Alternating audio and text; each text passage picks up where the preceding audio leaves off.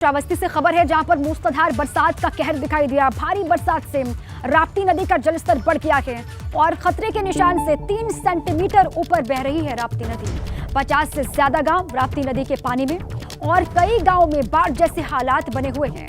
बीती रात जलस्तर बढ़ने से कई गांवों का संपर्क टूट गया। कई मकान राप्ती नदी के आगोश में समा गए।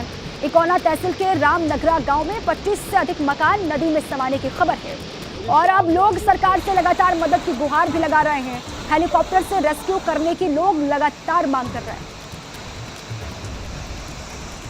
और देखिए 3 दिन से लगातार बारिश हो रही है बलरामपुर में, जहां जनजीवन अस्त व्यस्त हो गया कि पहाड़ी नालों का पानी गांव में भर गया और 15 से ज्यादा गांव बाढ़ की चपेट में इस वक्त हैं बलरामपुर में। तो वहीं सड़क पर पानी आ जाने से रफ्तार रुक गई है गाड़ियों की।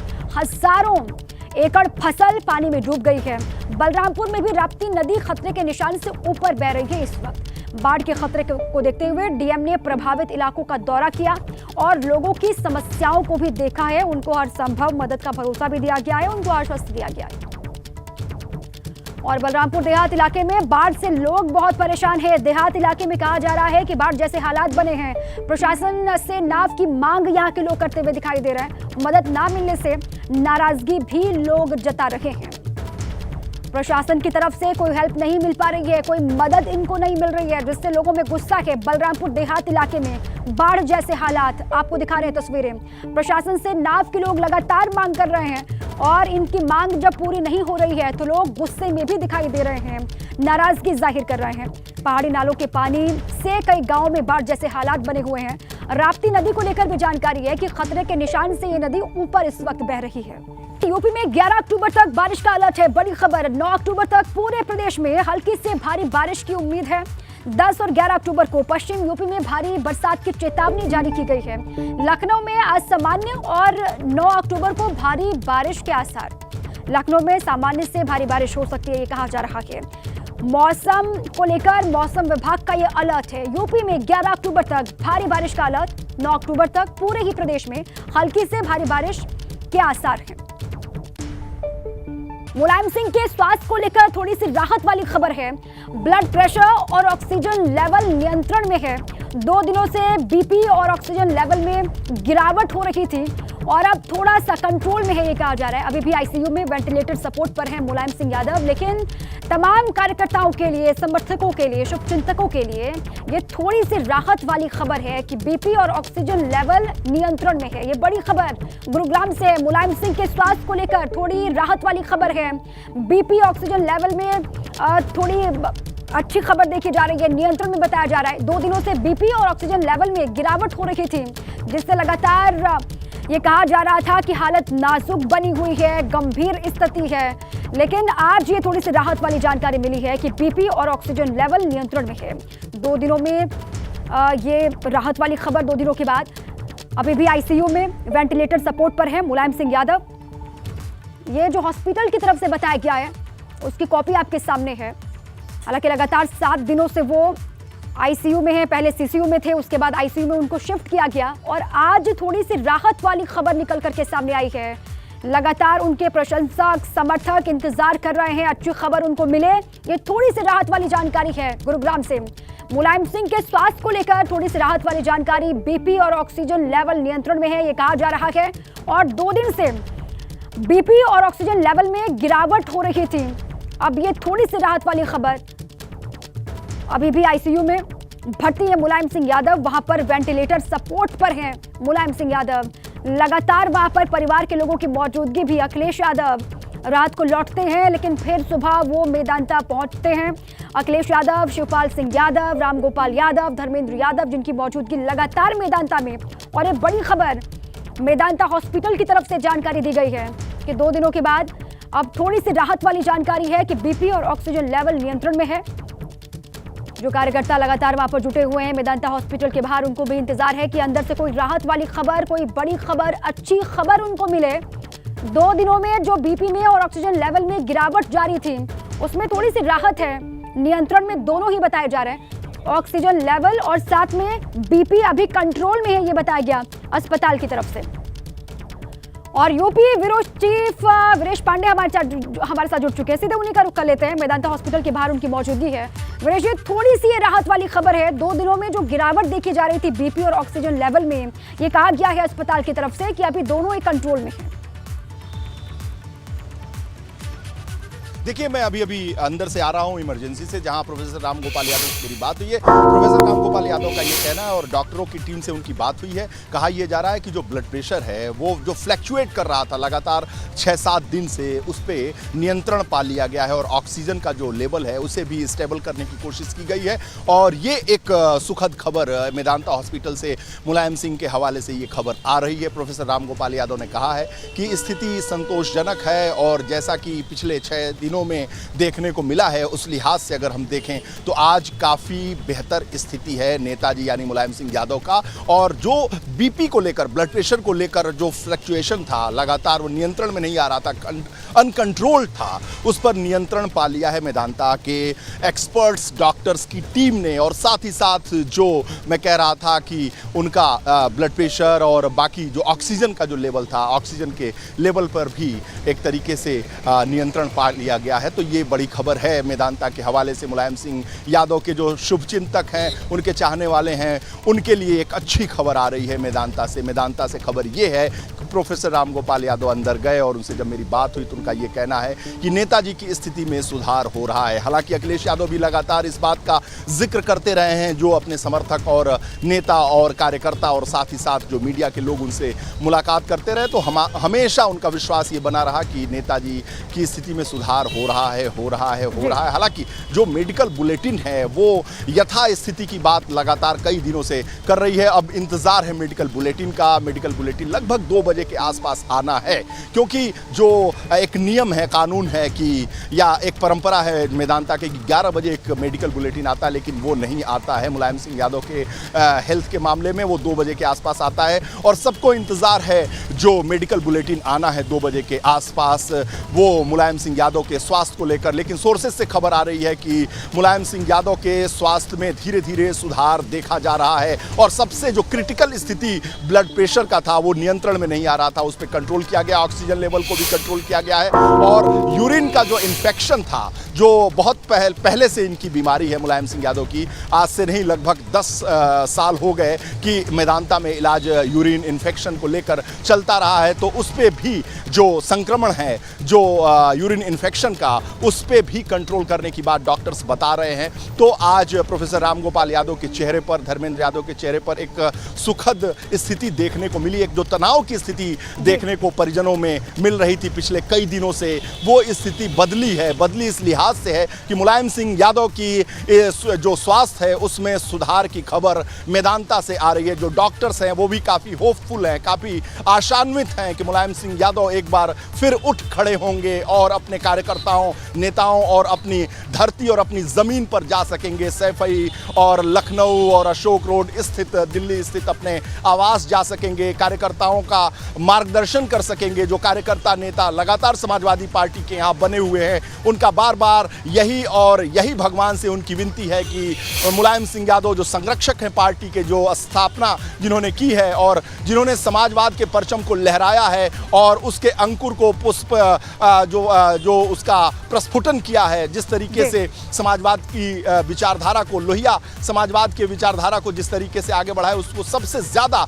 अगर पूरे प्रदेश और देश में किसी ने आगे बढ़ाया तो वो मुलायम सिंह यादव हैं। उस विचारधारा को, समाजवाद को ज़मीन पर लाने का काम अगर किसी ने किया है, मुलायम सिंह यादव ने किया है। तो ये कार्यकर्ता और नेता बार बार ईश्वर से, अल्लाह से यही गुहार कर रहे हैं कि मुलायम सिंह यादव स्वस्थ होकर आएँ, समाजवाद का परचम लहराएं और साथ ही साथ जो हमारा मार्गदर्शन है, पार्टी का मार्गदर्शन है, उसे करें। क्योंकि उनके घर का मुखिया बने रहना, घर के मुखिया की यथास्थिति बने रहना और उनके केवल रहने मात्र से ही कार्यकर्ताओं, नेताओं और पार्टी के अंदर का एक जो संचार है, जो ताकत है, वो बनी रहती है। और दवाओं के साथ साथ देखिए, दवाओं के साथ साथ दवाओं का असर होता हुआ भी दिखाई दे रहा है। और पिछले 6 दिनों के बाद ये थोड़ी सी राहत वाली जानकारी, खबर आ जाई है, जिसका इंतजार कार्यकर्ता भी कर रहे थे, परिवार के लोग भी कर रहे थे, शुभचिंतक भी कर रहे थे, उनके लिए थोड़ी सी राहत वाली खबर है। अब मेडिकल बुलेटिन का इंतजार किया जा रहा है। दोपहर 2 बजे के बाद आपने कहा कि मेडिकल बुलेटिन जारी होगा, उसमें और डिटेलिंग होगी स्वास्थ्य के बारे में। शुक्रिया आपका वीरेश जी, पूरी जानकारी।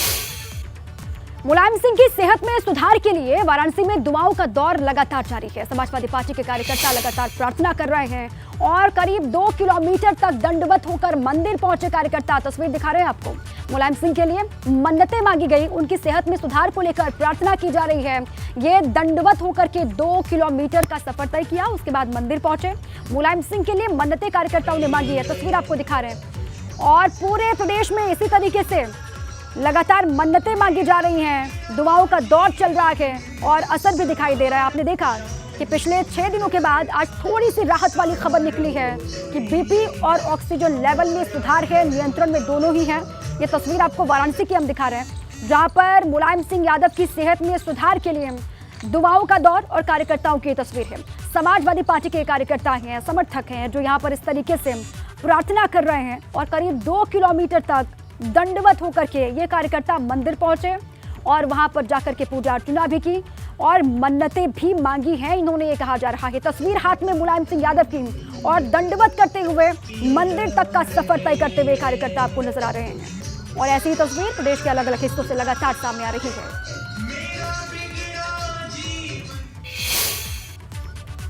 और वहीं डीपी यादव भी कल मेदांता पहुंचे, जहां उन्होंने परिजनों से मुलायम सिंह के बारे में जानकारी ली, उनके स्वास्थ्य के बारे में जानकारी ली। उन्होंने जल्द से जल्द स्वस्थ होने की कामना की। उन्होंने कहा कि जल्द से जल्द मुलायम सिंह यादव स्वस्थ होकर के वापस लौटेंगे। सुनवाते हैं आपको। लेने के लिए मेदांता हॉस्पिटल गया, वहाँ पर दर्जनों पुराने और नए नेता मौजूद थे। माननीय रक्षा मंत्री राजनाथ सिंह, माननीय अखिलेश यादव जी, शिवपाल जी, धर्मेंद्र जी और उनके परिवार के दूसरे दर्जनों लोग वहाँ मौजूद थे। अशोक प्रधान जी और सहारा समूह के मालिक सुब्रत राय जी भी वहाँ पर थे और भी कई एमएलए, एमपी और पूर्व मंत्री वहाँ पर मौजूद थे। तो मैं समझता हूँ कि इतने सारे लोगों की दुआएं माननीय मुलायम सिंह जी के साथ हैं। बात कर लेते हैं कांग्रेस की। अखिल भारतीय कांग्रेस कमेटी उत्तर प्रदेश में पार्टी के बड़े पुनर्गठन में लगातार जुटी हुई है। नवनियुक्त प्रदेश अध्यक्ष ब्रजलाल खाबरी के साथ 6 प्रांतीय अध्यक्ष नसीमुद्दीन सिद्दीकी, अजय राय, वीरेंद्र चौधरी, नकुल दुबे, अनिल यादव, योगेश दीक्षित पदभार संभालेंगे। ब्रजलाल खाबरी के साथ ही 6 प्रांतीय अध्यक्षों के नामों की घोषणा 1 अक्टूबर को ही हो गई थी, आप जानते हैं। और कांग्रेस के नए प्रदेश अध्यक्ष ब्रजलाल खाबरी आज से मिशन यूपी पर निकल पड़ेंगे और वो अपने गृह जनपद उरई से सड़क मार्ग से लखनऊ पदभार ग्रहण करने के लिए आएंगे, ऐसी खबर है। और रास्ते में पड़ने वाले 5 जिलों में उनका भव्य स्वागत करने की तैयारी है। जगह जगह पर कांग्रेस के कार्यकर्ता इकट्ठा होंगे और वहां पर अपने नए नवेले प्रदेश अध्यक्ष का स्वागत किया जाएगा, उनका वेलकम होगा। तो कांग्रेस पार्टी के बड़े पुनर्गठन की तैयारी में यूपी में किस तरीके से जुटी हुई है, आज वो तस्वीर आप देख पाएंगे। नवनियुक्त प्रदेश अध्यक्ष ब्रजलाल खाबरी के साथ साथ 6 प्रांतीय जो अध्यक्ष बनाए गए हैं, उनमें नसीमुद्दीन सिद्दीकी हैं, अजय राय हैं, वीरेंद्र चौधरी हैं, नकुल दुबे हैं, अनिल यादव और योगेश दीक्षित आज सभी पदभार संभालते हुए आपको दिखाई देंगे। और ब्रजलाल खाबरी के साथ ही 6 प्रांतीय अध्यक्षों के नामों की घोषणा 1 अक्टूबर को ही हो गई थी। नए प्रदेश अध्यक्ष ब्रजलाल खाबरी का जगह जगह पर कार्यकर्ता स्वागत भी करेंगे और मिशन यूपी पर निकलेंगे। इसके बाद से ब्रजलाल खाबरी, ऐसी खबर है, अपने गृह जिले से उरई से सड़क मार्ग से लखनऊ वो आ रहे हैं पदभार ग्रहण करने के लिए और रास्ते में पड़ने वाले 5 जिलों में उनका जोरदार स्वागत होना है, ऐसे जानकारी। और बात करते हैं भाजपा की निकाय गर्जना की। लखनऊ से बड़ी खबर है, निकाय चुनाव को लेकर आज भाजपा बनाएगी रणनीति। चुनाव प्रबंधन, बूथ प्रबंधन, रैली, सभा और मुद्दों पर बातचीत होनी है। चुनाव प्रभारी, सह प्रभारी, चुनाव संयोजक मीटिंग में शामिल होंगे। भाजपा कार्यालय में 10:30 बजे, अब से कुछ ही देर के बाद बैठक की शुरुआत हो जाएगी और सुबह 10:30 बजे से कानपुर, बुंदेलखंड और अवध क्षेत्र की मीटिंग होनी है। इसके बाद दोपहर 1:30 बजे पश्चिम और ब्रज क्षेत्र की बैठक होनी है और इसके बाद 3 बजे काशी और गोरखपुर क्षेत्र की मीटिंग होगी और शाम 5 बजे को लेकर जानकारी है कि प्रभारी, सह प्रभारी, चुनाव संयोजकों की बैठक होगी। तो तय है कब कहाँ की मीटिंग होनी है, किस क्षेत्र की मीटिंग होनी है, इसको लेकर सब कुछ तय है। निकाय चुनाव को लेकर रणनीति बनाती हुई भाजपा आज दिखाई देगी। चुनाव प्रबंधन, बूथ प्रबंधन, रैली, सभा और मुद्दों पर चर्चा होनी है, बात होगी। चुनाव प्रभारी, सह प्रभारी और साथ में चुनाव के संयोजक बैठक का हिस्सा बनेंगे। भाजपा कार्यालय में 10:30 बजे बैठक की शुरुआत हो जाएगी और इसके बाद ये बैठक शाम के 5 बजे तक ऐसे ही मुसलसल चलती रहेगी। सुबह 10:30 बजे से कानपुर बुंदेलखंड और अवध क्षेत्र की मीटिंग होनी है। 1:30 बजे फिर पश्चिम और ब्रज क्षेत्र की मीटिंग होगी।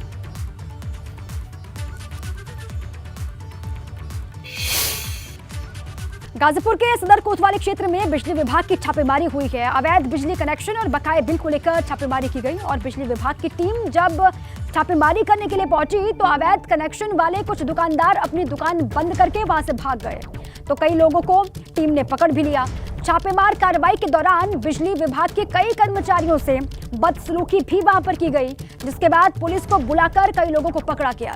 बता दें कि अग्रवाल कटरे में 20 दुकान है, लेकिन सिर्फ 2 दुकान में कनेक्शन है, बाकी 18 अवैध तरीके से बिजली का इस्तेमाल करते हैं और तमाम शिकायतों के बाद ही टीम यहां पर पहुंची बिजली विभाग की और फिर एक्शन लिया गया। अवैध बिजली कनेक्शन के खिलाफ ये बड़ा एक्शन है। हम लोग ने 20 से ज़्यादा कनेक्शन काटे जो उस कटरा में तार गए हुए थे और सारे ही वो अवैध थे, एक को छोड़ के। किस तरह की कार्रवाई की जाएगी? अब इसमें नियमानुसार इनके ऊपर FIR दर्ज कराई जाएगी, जो भी विभागीय नियम है सीधे विद्युत चोरी करने में 135 जो इलेक्ट्रिसिटी एक्ट की धारा उसके तहत कार्रवाई की जाएगी। कल कितना बकाया होगा लगभग? इस एक दुकान पे जो शिव बैटरी है इस पे 3,30,20 हज़ार के आसपास का बकाया है। लखनऊ से बड़ी खबर है। लखनऊ दिल्ली हाईवे पर बड़ा हादसा हुआ है। तेज रफ्तार बस सड़क किनारे खड़े ट्रक में जा घुसी और भीषण सड़क हादसे में 24 यात्री घायल बताए जा रहे हैं। हादसे में 4 यात्रियों की हालत बेहद गंभीर है। अमरोहा के पास भीषण सड़क हादसा हुआ है। ये बड़ी खबर, लखनऊ दिल्ली हाईवे पर ये बड़ा हादसा हुआ है। तेज रफ्तार बस सड़क किनारे ट्रक में जा घुसी और इस हादसे में 24 यात्री घायल, 4 की हालत नाजुक। अब मेरठ से खबर है। मेरठ में एक डॉगी लापता हो गया है। अगर कोई डॉगी की जानकारी देगा तो उसे 15,000 रुपए का इनाम मिलेगा। 24 सितंबर को डॉगी मेरठ के जिमखाना ग्राउंड से गायब हो गया। 8 साल के डॉगी को खोजने के लिए परिवार दर-दर भटक रहा है, लेकिन कहीं भी उसकी जानकारी नहीं मिल पा रही। अब परिवार ने 15,000 रुपए इनाम की घोषणा की है। अब जिसको भी ये डॉगी मिलेगा उसको 15,000 रुपए का इनाम दिया जाएगा।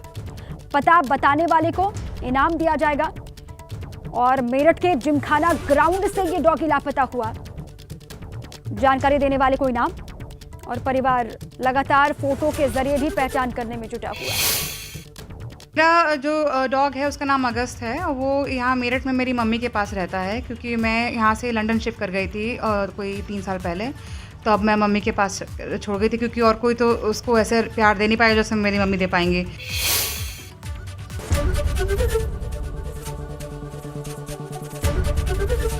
ABP गंगा, खबर आपकी, जुबान आपकी।